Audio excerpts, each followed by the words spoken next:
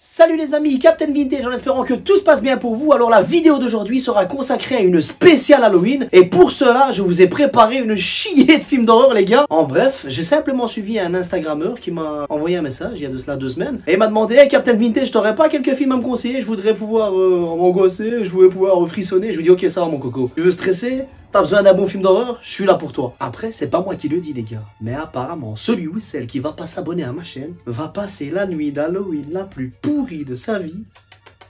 Bon, on va commencer par cette liste de films d'horreur que vous allez peut-être découvrir ou redécouvrir pour certains, certaines. Commençons les gars.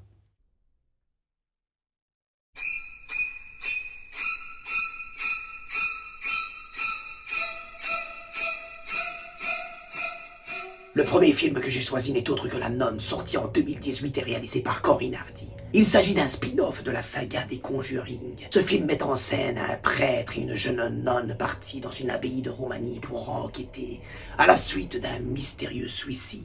Ce film est tantôt beau, esthétique, la bande-son est macabre. Je vous le conseille fortement. Mon ami, bienvenue dans les Carpates.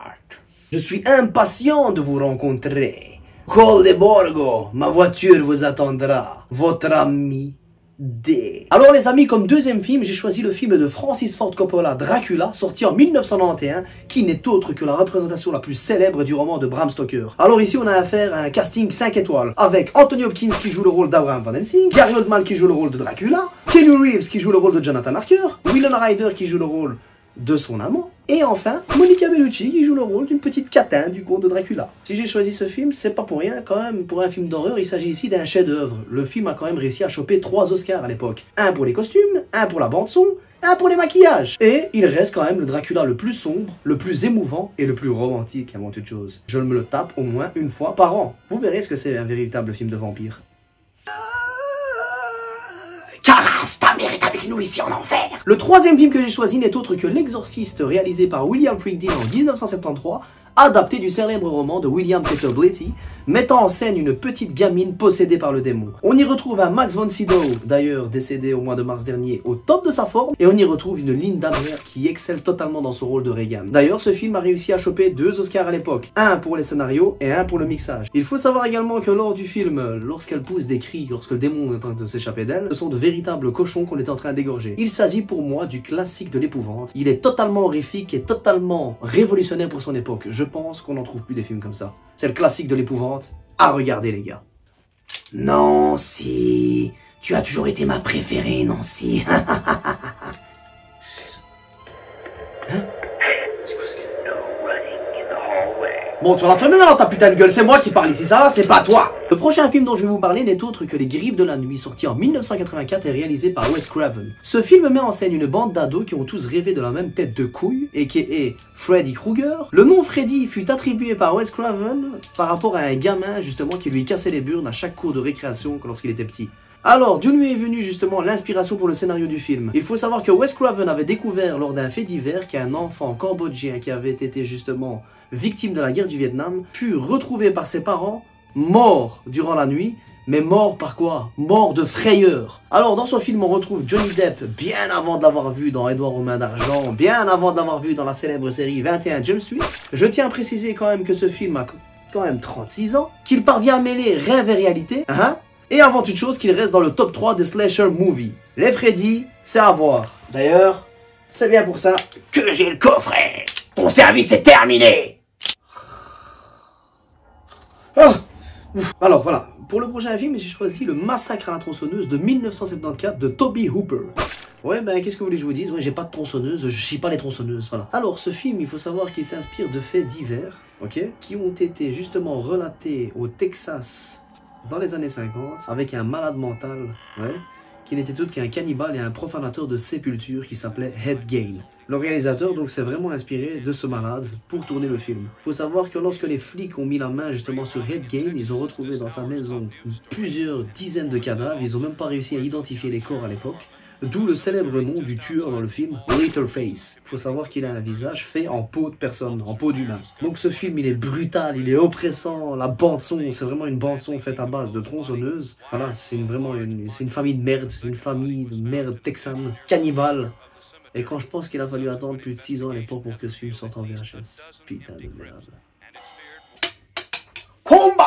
Alors le film suivant que j'ai choisi n'est autre que Halloween, sorti en 1978, réalisé par Moustapha Akkad et produit par John Carpenter, qui justement est un des pionniers en termes de slasher movie. Cette histoire raconte l'histoire de Michael Myers, qui essaye tant bien que mal de traquer sa sœur, campée ici par Jamie Lee Curtis, qui joue le rôle de Laurie Strode.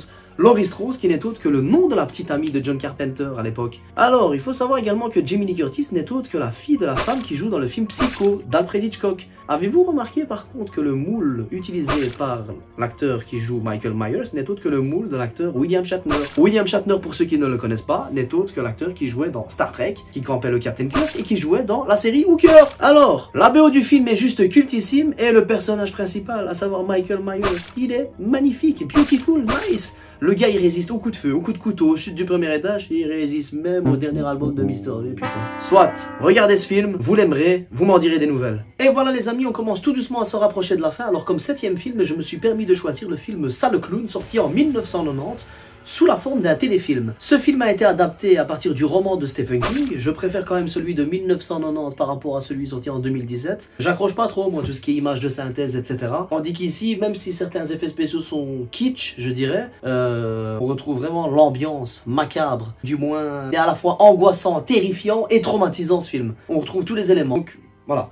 Moi, pour moi, c'est le Saint Graal en termes de film d'épouvante. Alors, ce qu'il faut savoir sur ce film, c'est que c'est Tim Curry, justement, qui incarnait le rôle du clown. Tim Curry que l'on pouvait revoir, justement, dans Home Alone 2, dans un autre type de rôle. Il incarne ici merveilleusement ce clown. Hein. Et je peux vous dire que cet enfoiré de clown en a fait chier plus d'un, surtout les générations 80-90. On ne sent pas du tout le temps passer en regardant ce film. Pourtant, il dure plus de 3h12. Il était coupé en 2 parties, d'ailleurs. Je vous le conseille fortement. Vous ne le regrettez pas. Et enfin, comme disait notre ami Pennywise, tous flottent en bas. Descends avec nous, gros lard. Tu flotteras aussi. Alors voilà les amis, le 8e film que j'ai choisi n'est autre que le Sleepy Hollow, la légende du cavalier sans tête, réalisé par Tim Burton et sorti en 2000. Le film se passe en 1799 et justement met en scène un inspecteur, Isabelle Crane, campé par Johnny Depp, venu enquêter dans une bourgade où se sont produits de mystérieux meurtres où le gars a emporté la tête de ses victimes. Alors, une fois de plus, Tim Burton, il nous bombarde avec un putain de casting 5 étoiles. On retrouve Johnny Depp, Christopher Lee, Christopher Walken, Christina Ricci, Jeffrey Jones et même Casper Van Dien. On s'ennuie pas un seul instant. Pour moi, ce film, c'est encore un des derniers films où l'on respecte réellement l'univers de Tim Burton. Ce film, enfin du moins l'atmosphère du film est totalement inquiétante. Tout le monde est suspect, il y a des rebondissements de situation à tout va. Les décors du film sont totalement bluffants, on se croirait revenu au 18e siècle. Le film est porté par l'excellente musique de Danny Elfman qui parvient justement à maintenir la tension, le macabre, avec une orientation vers le romantisme. Ce film est un bijou, je vous le conseille, il est totalement bluffant. Alors en 9e position, j'ai choisi Dawn of the Dead, l'Aube des Morts, sorti en 2004 et réalisé par Zack Snyder. Alors oubliez le registre épouvante, le registre paranormal, ici nous sommes dans un tout autre registre, à savoir le registre des films de zombies. À peine 6 minutes de film, que l'actrice principale, qui est une aide-soignante dans le film, se retrouve plongée dans un monde apocalyptique. Elle fait la connaissance de certains survivants et décide justement de tracer vers un supermarché. J'aime beaucoup ce film parce qu'il nous montre justement la nature humaine. Comment réagirions-nous s'il y avait une situation apocalyptique, s'il y avait un pépin? Est-ce qu'on aurait toujours les mêmes règles de savoir-vivre? Non, je pense pas. Alors c'est là que vous voyez justement l'instinct bestial chez certaines personnes, ou les enculés, comme je les appelle. Donc franchement, il est vraiment à regarder ce film-là, il est très très bien. Je rappelle également que ce film est un remake à la base. C'est un remake du film de Georgia Romero, qui est sorti en 1978, un film qui s'appelait Zombie. Georgia Romero, qui est le maître incontestable dans tout ce qui est film de zombies, dont justement la société Capcom s'était inspirée à l'époque pour sortir le film Resident Evil. Voilà, je vous le conseille fortement. Il est à voir, terrible. Et voilà enfin pour terminer, le 10e film n'est autre que Beetlejuice, sorti en 1988 et réalisé par Tim Burton. Alors pour certaines personnes c'est un film d'horreur, pour d'autres personnes c'est une comédie. J'ai toujours adoré regarder ce film durant la Toussaint. Alors le film Beetlejuice raconte l'histoire d'Amanda et d'Adam qui au début du film meurent bêtement dans un accident de voiture. Ils se retrouvent à l'état de fantôme jusqu'au jour où Lydia vient habiter dans leur ancienne maison avec ses parents. Le couple voit ça d'un mauvais œil, donc qu'est-ce qu'il décide de faire? Il décide de faire appel à un bio-exorciste qui n'est autre que Beetlejuice. Alors il faut savoir que dans ce film là on retrouve Michael Keaton, Winona Ryder, Alec Baldwin. C'est un film totalement loufoque, ok. Il nous plonge complètement dans l'ambiance des années 80 ou plutôt dans l'univers burtonien. Faut savoir également que c'est grâce à ce film que Burton s'est fait une image dans le cinéma. Je vous le conseille, franchement, c'est à se fendre la gueule par terre. Chaque fois que je le revois, il est marrant. Regardez-le. Et voilà les amis, ma vidéo touche enfin à sa fin. J'espère que vous vous êtes amusés, j'espère que vous avez découvert de nouveaux films. Si vous les connaissiez tous, tant pis pour moi, tant mieux pour vous. N'oubliez pas de partager, n'oubliez pas de liker, n'oubliez pas le petit pouce bleu, un petit commentaire, ça fait toujours plaisir. Et surtout, Happy Halloween!